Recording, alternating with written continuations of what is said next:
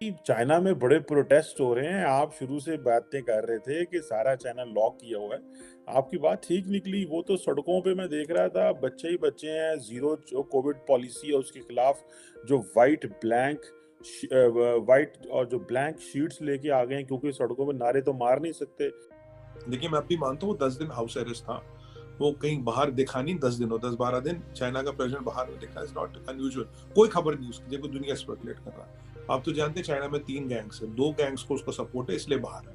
अब दूसरी gang means includes divisions with in the PLA, right generals with in the PLA. जय हिंद दोस्तों, मैं महेंद्र शर्मा स्वागत करता हूं वन वर्ल्ड हिंदी में आपका। उम्मीद करता हूं आपको स्वस्थ है। दोस्तों आइए दिखाते हैं पाक मीडिया की एक और लेटेस्ट डिबेट, जिसमें कैसे डिस्कशन किया जा रहा है चाइना की तबाह होती हुई इकोनॉमी का। क्योंकि आज चाइना की सड़कों पे चीन के लोगों ने इतना भयंकर तांडव किया है कि अलग अलग वीडियोज आ रहे हैं और उन वीडियो को दबाने की कोशिश फिर से की जा रही है। और साथ में चाइना की लगभग इकोनॉमी तबाह हो चुकी है और ये कयास लगाए जा रहे हैं कि चाइना की इकोनॉमी पाकिस्तान के डिफॉल्ट होने से पहले ही तबाह हो जाएगी। क्योंकि कहीं न कहीं चीन में लोगों के पास ना ही तो रोज़गार है और ना ही पैसा है खाने के लिए, और खाने के भंडार भी लगभग तो चाइना के खाली से ही हो चुके हैं। तो कहीं न कहीं आज चाइना एक बुरी स्थिति में पहुँच चुका है और ये चीन की कम्युनिस्ट जो दमनकारी नीति रही है, ये उसी का ही परिणाम है कि आज चाइना के अवाम लगभग अपने आप को पिसा और ठगा महसूस कर रही है।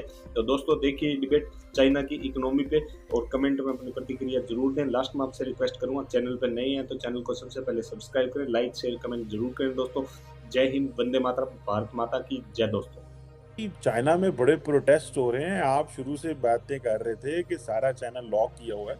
आपकी बात ठीक निकली, वो तो सड़कों पे मैं देख रहा था, बच्चे ही बच्चे हैं। ज़ीरो जो कोविड पॉलिसी है उसके खिलाफ जो व्हाइट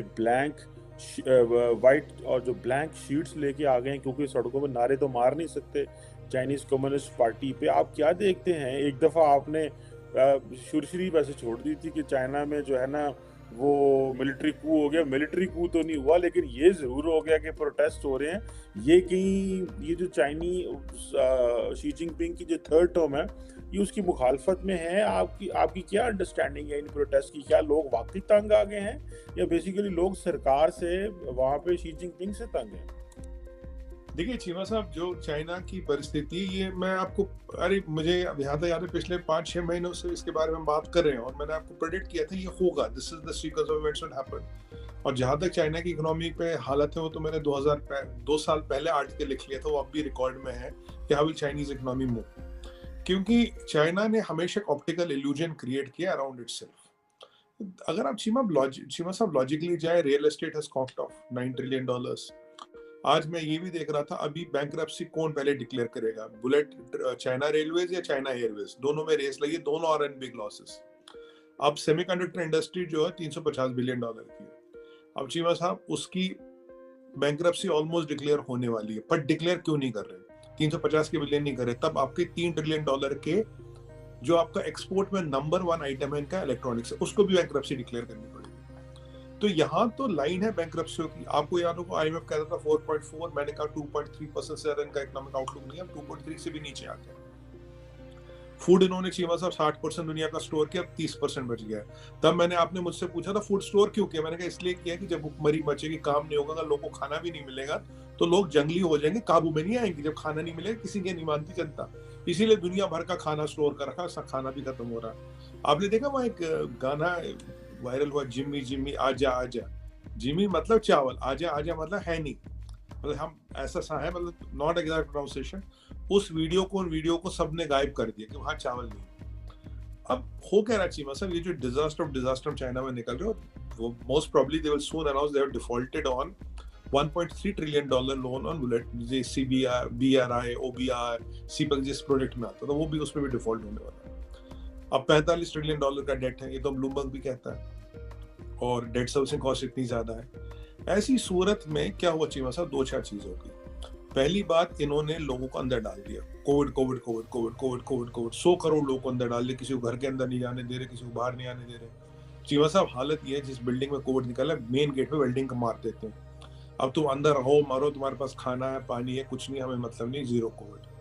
पहली बात, अगर जीरो कोविड का मतलब है तो मतलब तुम्हारी वैक्सीन तो 100% फेल है। दुनिया भर की वैक्सीन है, जिसने भी जहां से लगाई सब काम कर रही, सब लोग चल रहे हैं दुनिया में। तो मास्क भी हटा दिए एयरलाइनों में, वहां जीरो कोविड। जब दुनिया में बीमारी की, तुम कह रहे हो पेंडेमिक, आपको याद है वुहान पूल पार्टी इन्होंने की थी, जब दुनिया पीक ऑफ पेंडेमिक, वुहान में पार्टियां मना रही, वो शैंपेन चल रही है, वो नहा रहे लोग पूलों में जी, औरतें हैं, सब कुछ है, दिखा रहे यहाँ तो कोविड है ही नहीं, हमने तो कोविड कैंसिल मतलब कॉन्कर कर दिया, डेमोक्रेसी से failed and we have won. उसके बाद चीमा साहब फिर कलाई खुलने लगी इकोनॉमी की, पावर नहीं है, बिजली नहीं है, ये नहीं है, वो नहीं है, सब हमने बातें कर ली। आज परिस्थिति ये है, अगर वो कोविड पॉलिसी हटा देंगे जीरो कोविड, लोग काम पे जाएंगे, काम है नहीं, फैक्ट्रियों में दम है नहीं, एक्सपोर्ट डाउन है, फॉरेन एक्सचेंज रिजर्व बचा नहीं, हर कोई बैंकरप्सी के कगार पे, करे तो करेगा, बोलो अंदर रखो, धीरे धीरे जितना अंदर रखेंगे उतना कम इम्पैक्ट होगा। अब दूसरी आपने लगा दी जीरो कोविड पॉलिसी, दूसरी के जब वहाँ काम नहीं मिलेगा, ये नहीं मिलेगा, लोग आएंगे रोडों पे, हंगामा काटेंगे, खूब हल्ला करेंगे।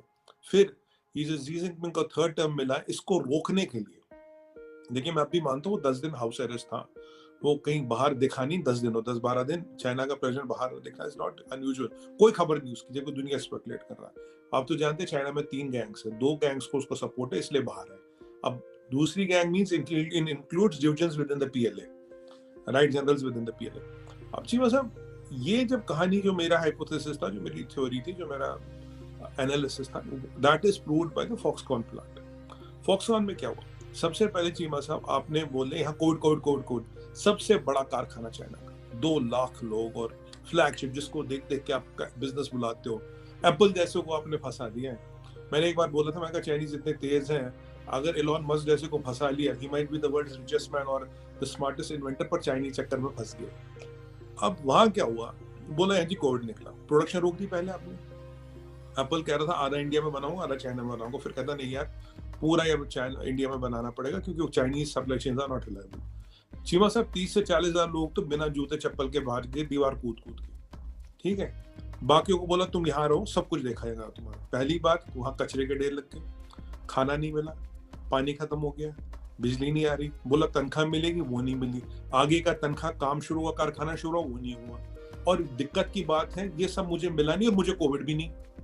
तो लोग कह रहे हैं यार, अगर मुझे कोविड नहीं, ना तनख्वाह, ना खानी, ना तनख्वाह, न नौकरी की गारंटी, न पुराने पैसे, न पानी, न बिजली, कचरा कूड़ा जमा, कोविड मुझे है नहीं, तो भाई मुझे रोका क्यों है यहाँ पे, मुझे घर जाने दो।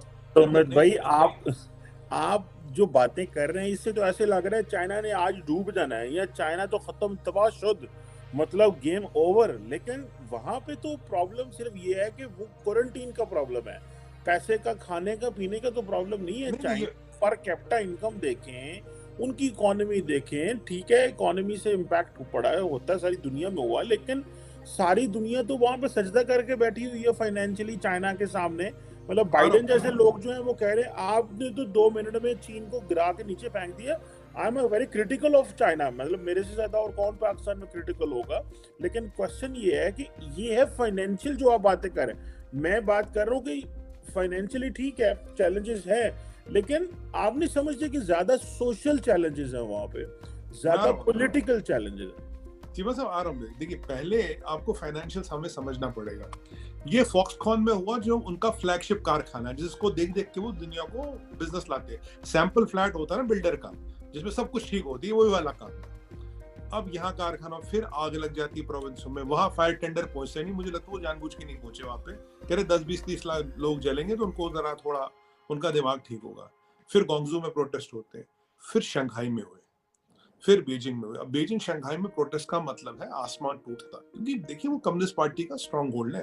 तिएननमेन स्क्वायर बीजिंग में ही है, वहां स्टूडेंट निकले थे, उन्हें क्रश कर लिया गया। अब ये प्रोटेस्ट हर जगह है, पहले भी बीजिंग ब्रिज पे प्रोटेस्ट हुए थे, हमने बात की थी, तो उनको दबा दिया गया। चीमा साहब, दिक्कत ये है कि कौन सा ऐसा वेरिएंट है, कौन सी ऐसी चीज है कोविड की जिसकी 14 दिन से ज्यादा लाइफ साइकिल है। इंडिया में 300 केस नहीं आता कोविड का, हमारी अब भी लाखों में टेस्टिंग जारी है। वहां कौन से केस आ गए, क्या हो गया वहां पे? जब दुनिया में कोविड था वहां नहीं था, वहां है नहीं। पीछे ये अमेरिका को धमकियां दे रहे थे, ताइवान को धमकियां दे रहे थे, दुनिया भर को धमकियां दे रहे थे, जस्टिन ट्रूडो का रास्ता रोक रहे थे। अब ये जो सोशल अनरेस्ट है, क्या आपकी बात, CCP गो, जी गो, और अगर आप बीजिंग यूनिवर्सिटी में तो पोस्टर लगे, जी इज, अब मैं वो लैंग्वेज यूज नहीं कर सकता, डैश बास्टर्ड, मतलब आप समझ गए मैं क्या कहना चाहूंगा, उस नाम के पोस्टर लगे बीजिंग यूनिवर्सिटी में।